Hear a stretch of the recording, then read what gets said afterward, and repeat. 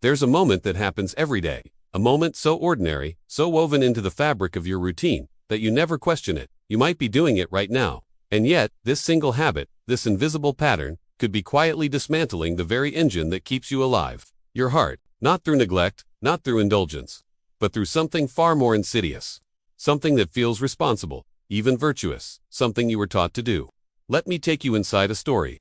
It begins in a small clinic in Copenhagen, where a cardiologist named Dr. Henrik Skrenson started noticing a pattern among his patients. Men and women in their 50s and 60s, active, health-conscious, many of them runners, yogis, people who ate well and slept enough. And yet, their hearts were struggling, not failing, exactly, but weakening, losing rhythm, becoming stiff, less responsive, as if aging faster than the rest of their bodies. He couldn't explain it. Their cholesterol was fine.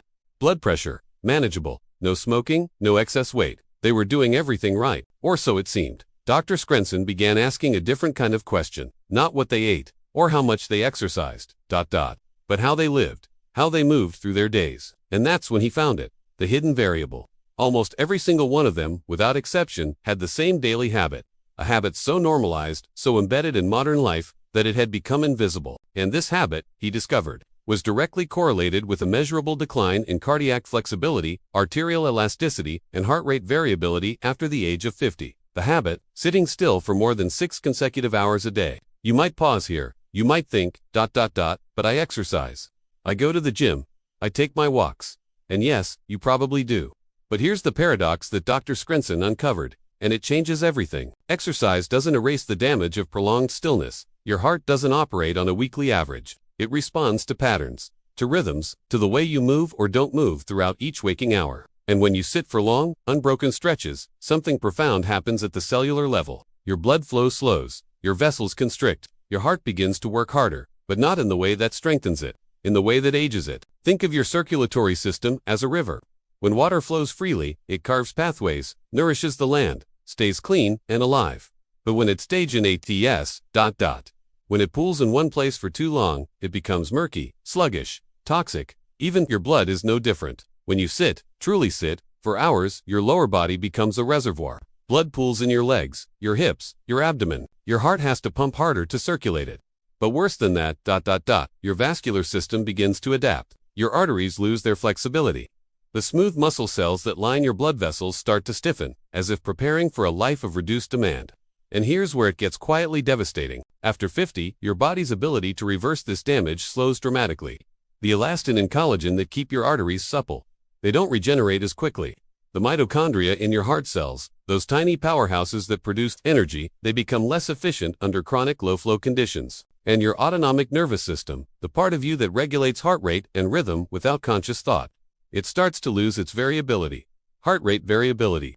It sounds technical, but it's one of the most elegant markers of longevity we have. It measures the tiny fluctuations between your heartbeats, the spaces, the pauses, the micro-adjustments your heart makes in response to breath, movement, emotion, thought. High variability means your heart is adaptive, resilient, responsive. It means your nervous system is flexible, your body's still young in the ways that matter. Low variability is a warning. It means your heart is becoming rigid, predictable, less able to respond to stress, to change, to life itself. And sitting, chronic, uninterrupted sitting, is one of the fastest ways to drive that number down. Dr. Skrenson conducted a study. He took 2 groups of adults over 50. Both groups exercised for 1 hour a day, 5 days a week. The only difference, one group sat for 7 to 9 hours a day. The other group stood, walked, or moved lightly throughout their day, breaking up any sitting time beyond 30 minutes. After 6 months, the results were undeniable. The group that sat longer showed measurable declines in arterial elasticity, increases in systemic inflammation, and drops in heart rate variability, even though they exercised the same amount. Their hearts were aging faster. Not because they weren't active, but because the rest of their day was too still. The other group, their cardiovascular markers improved. Some even reversed early signs of arterial stiffness. Their hearts became more efficient, not less. They gained what the others lost. This isn't about guilt. It's not about telling you to abandon your desk, your commute, your life as it is. It's about understanding something most of us were never taught. Movement isn't an event, it's a state. Your body wasn't designed for bursts of intensity followed by hours of stillness. It was designed for gentle, continuous motion, walking, gathering, building, exploring. Not marathons, but rhythm. Not extremes, but flow. And your heart, especially after 50, needs that rhythm more than ever. Because here's what happens when you move, even lightly, every 30 to 40 minutes. Your blood flows, your vessels dilate and contract, staying supple. Your muscles act as pumps, pushing blood back toward your heart, reducing its workload. Your autonomic nervous system stays engaged, fluctuating, alive, and your cells receive a steady stream of oxygen, nutrients, signals that say, we are still young, still vital, still here. The damage from sitting isn't dramatic. It doesn't announce itself. There's no pain, no sudden event, just a slow, imperceptible weakening. A loss of capacity you won't notice until you need it, until your heart can't recover from stress as quickly, until your energy fades earlier in the day, until a flight of stairs feels harder than it should, until the numbers on your next checkup start to shift. But here's the extraordinary part. It's reversible, not completely, not if decades have passed, but more than you might think, because your heart, even at 60, 70, 80, still responds to rhythm, still adapts, still remembers what it was built to do. And the intervention is almost absurdly simple. Stand up, walk for 2 minutes, stretch, shift your weight, every 30 minutes, that's it. Not exercise, not effort, just ... interruption. A break in the stillness, a reminder to your body that it's still in motion, still alive. Dr. Skrenson calls it micromovement. Others have termed it active rest, but the name doesn't matter. What matters is the signal it sends to your cardiovascular system, a signal that reverberates through every cell, every vessel, every beat. You are not sedentary. You are still moving through the world. There's a researcher in Australia, a physiologist named Emma Wilmot, who spent years studying what happens to the human body during prolonged sitting. She used continuous glucose monitors, blood flow sensors, even tiny cameras inside arteries to watch in real time. And what she saw was remarkable. Within 20 minutes of sitting, blood flow to the legs drops by nearly half. The walls of your femoral artery, the major vessel that runs through your thigh, begin to constrict. Endothelial cells, the delicate inner lining of your blood vessels, start producing less nitric oxide, the molecule that keeps arteries relaxed and open. Less nitric oxide means stiffer vessels.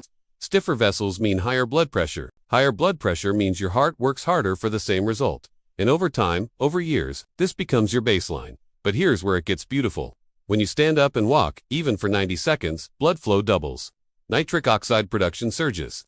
The muscles in your legs contract, squeezing veins and pushing blood back toward your heart. Your heart rate increases slightly, then settles into a new rhythm. Your nervous system recalibrates, and within minutes, your vascular system remembers what it's supposed to do. It's like waking up a part of yourself that was falling asleep. Emma's research showed that people who interrupted their sitting every 30 minutes had blood sugar levels 30% more stable than those who sat continuously, even when both groups ate the same meals. Their cortisol, the stress hormone, stayed lower. Their inflammatory markers dropped, and their heart rate variability, it stayed high, not because they exercised more, but because they never let their bodies fully shut down. Think about it this way. Your heart is a muscle, yes, but it's also a sensor. It's constantly reading the state of your body, adjusting its output based on demand. When you sit for hours, you're essentially telling your heart, there's no demand here. Conserve, slow down, adapt to stillness, and your heart listens. It becomes efficient at rest, but less capable of responding to effort. Less resilient under stress. It's not laziness, it's biology. Your body is just doing what it's told. After 50, this becomes critical, because your heart's reserve capacity, its ability to ramp up when needed, naturally declines with age. You can't eliminate that decline, but you can slow it. You can even reverse some of it. And the key isn't more exercise, it's less stillness.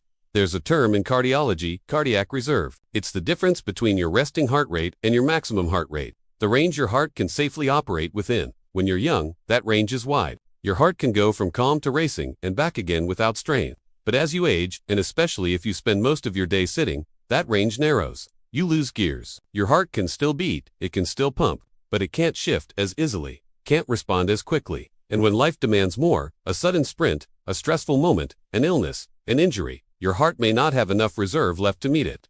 This is why so many heart attacks happen not during rest, but during moments of sudden exertion.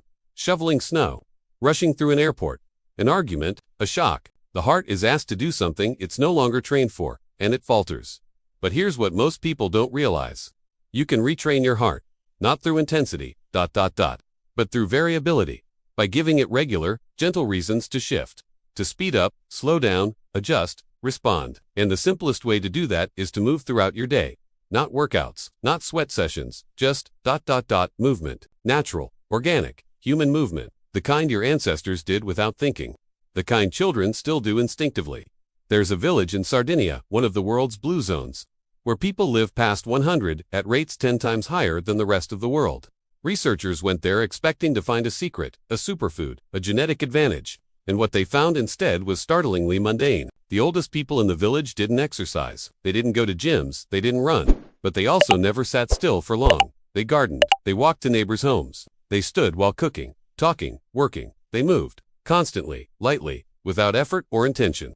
Their hearts stayed young not because they pushed them, but because they never let them rest too long. And their blood vessels, remarkably elastic.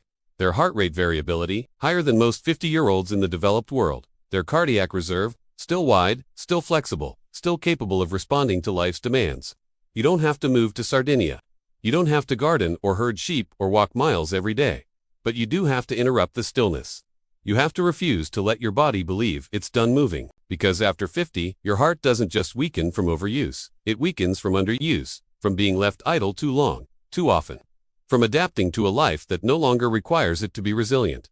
And the tragedy is, most people don't realize this until it's too late, until the damage is done, until the heart has already lost its flexibility, its reserve, its ability to bounce back. But if you're reading this now, you still have time. Your heart is still listening, still adapting, still capable of becoming stronger, more responsive, more resilient. Not through heroic effort, but through simple, daily rhythm. Stand up every 30 minutes. Walk for 2 minutes. Stretch. Move your body in any way that feels natural.